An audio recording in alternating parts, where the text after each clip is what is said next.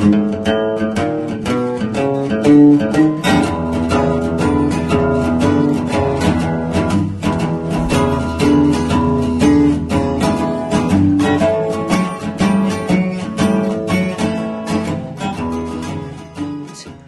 we pull out just literally a handful of little bits of those to give you techniques that we've used and we know work and are safe as well.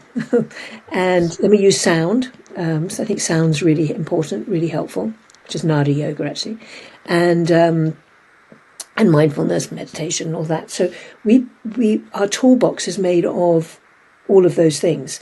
And in sound, for example, you'd get rhythm, you'd get vibration, and you can use it with body movement.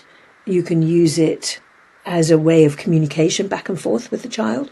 So you can use it as a way of just releasing blocked emotions, if they get the child to make as much noise as they can, kind of thing, with movement.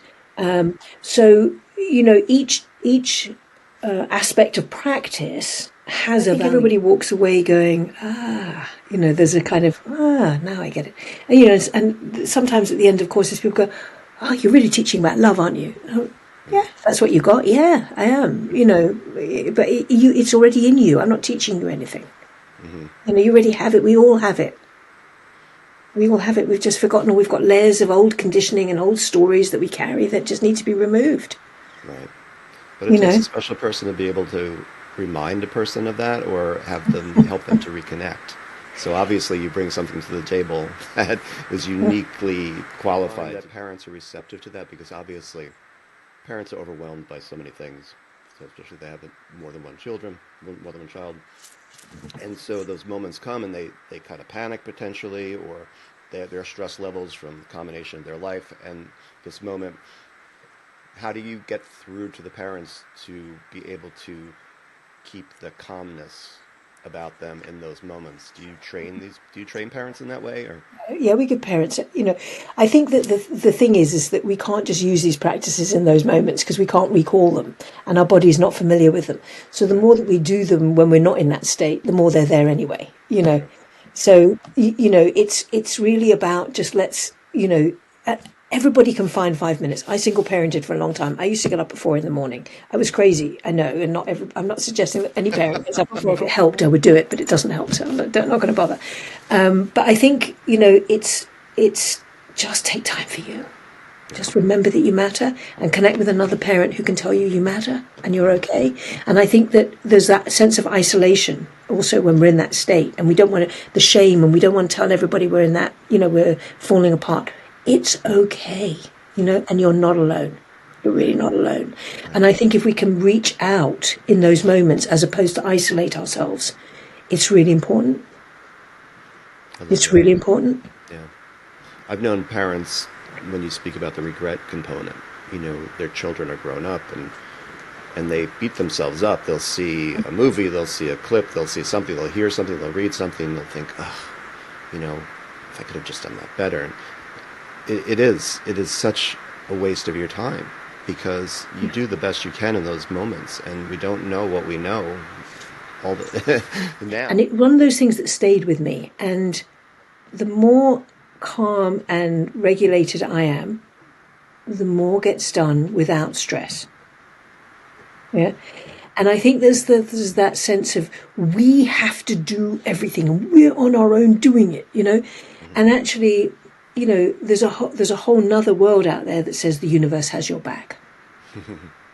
And if we can drop into that a little bit, at whatever capacity that is for us in our own experience, the easier it is to not feel like everything's on your shoulders. Yes. Okay. So that's been my experience. And as I said, I single parented 2 kids, and it hasn't been easy. It wasn't easy, and I had days where I was just, on the floor. Couldn't get up off the floor. There were days when I was super stressed and yelling at everybody. So I've been there. I know it's like, if you. So you used the question before about what happens when you've got a child who's in the throes of kicking off, right? So what happens to you inside when that happens? Are you able to stay calm, or do you feel yourself tensing inside. Mm-hmm. In which case, how do you calm that or unwind that in the moment so that you can be a better presence for the child? Mm-hmm. How do you communicate that to parents who struggle with that? Is it through the practice, your yoga practice itself, through the breathing, all those things? Those are things to get them to that place. Yeah. Correct. Yeah. And, yoga, and I also think we need to identify what yoga is. I wanted to add, that was a question I wanted to ask. Can we define yoga?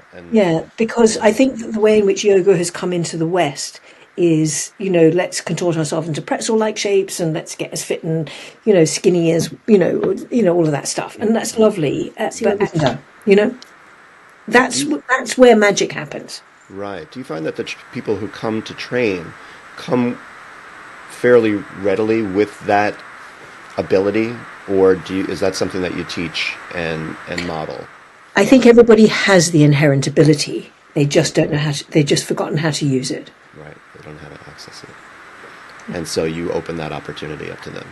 Yeah. I mean, at the end of that, I don't think we really teach anybody anything. We're just reminding you of what you already know. I like that. So they walk away. They must have a lot of gratitude, though, because to walk away with yourself like that, the evolution of our growing process, when we can get to that place where we can actually be compassionate to both ourselves and to others, for me, that's the meaning of life, right? It's like, why are we here, And so I can just I don't know. It just makes sense to me that a lot of people would walk away with such gratitude that they seized this opportunity and that they were able to develop to a higher potential. I've had that experience too, where I'll tell a parent, I've had plenty of kids too, with different behaviors and even ones with dramatic behavior issues. You find the beauty in them. You find their laugh or whatever it is, and you express that to a parent. And the responses are exactly that. I've had them just thank you for saying that, because no one ever says anything like that, or I forget, because I'm so caught up in all the other challenges that I forget that there's this beautiful child there who's innocent. These responses, these escalations are innocent, and so we have to remind ourselves to not be personally offended by them, or as if they are personal attacks on us. Of course, they haven't set up the night before trying to figure out how they were going to piss you off, that's for sure.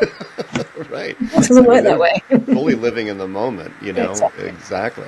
And that's also kind of just something where I think no expectations is so important. Because if we have expectations and they're not fulfilled, then what are you going to say? We have to manage the expectation of parents as well, because we're not... what I absolutely know from years of doing this is the less expectations we have, the more the magic happens. I like that.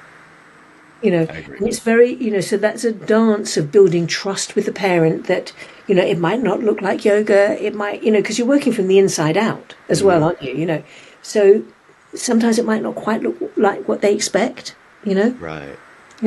So then you have a conversation and you're just like, okay, so what is it that I mean, do you really think that if your child can do a down dog beautifully, it's going to change their life? But in a nice way.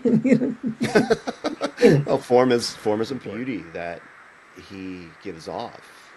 There's that innocence, and there's that trust, and there's that love, and it's unconditional. Yeah. And to be able to tap into that and absorb that,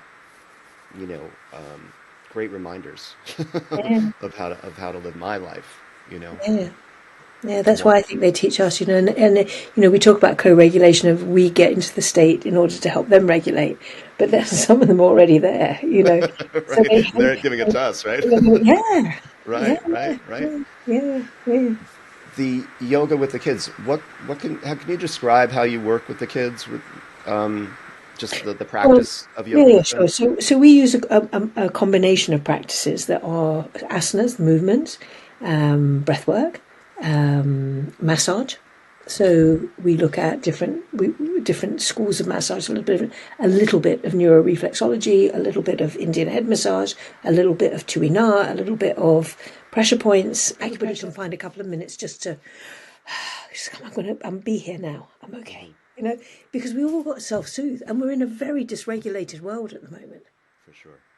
I was going to ask if you had any other examples of that for parents. You know, there's the holding part. Are there any other self-regulating activities that parents can do in a short amount of time? Maybe Well, it's breathing. I always feel like, there are people that I think we're all slightly different. So I think there are people that need to kind of move, so shaking and with or without noise can be really helpful just to discharge emotional dysregulation and anger, frustration, the more difficult feelings. So you might stand up and just literally shake through your body. I mean, when people first see you doing that, they think you're nuts, but actually, Could you just maybe, to wrap this up, so I appreciate your time, and you've given me a lot of your time, to pleasure. talk about the benefits that parents could achieve with their child as far as their child's personal growth, the relationship the parents can have with their child, things of that nature that can make living at home a much more prosperous and enjoyable experience as opposed to feeling pressures of the everyday and the scheduling and schooling and all these things that have to happen. What can yoga bring to the families, to the child, to the parents? So a long time ago, a teacher said to me, if you relax more, you get more done. And I looked at her thinking, you're nuts. You're absolutely nuts. And one of those things that stayed with me. And the more calm and regulated I am, the more gets done without stress. Yeah. And I think there's that sense of we have to do everything and we're on our own doing it, And actually, there's a whole nother world out there that says the universe has your back.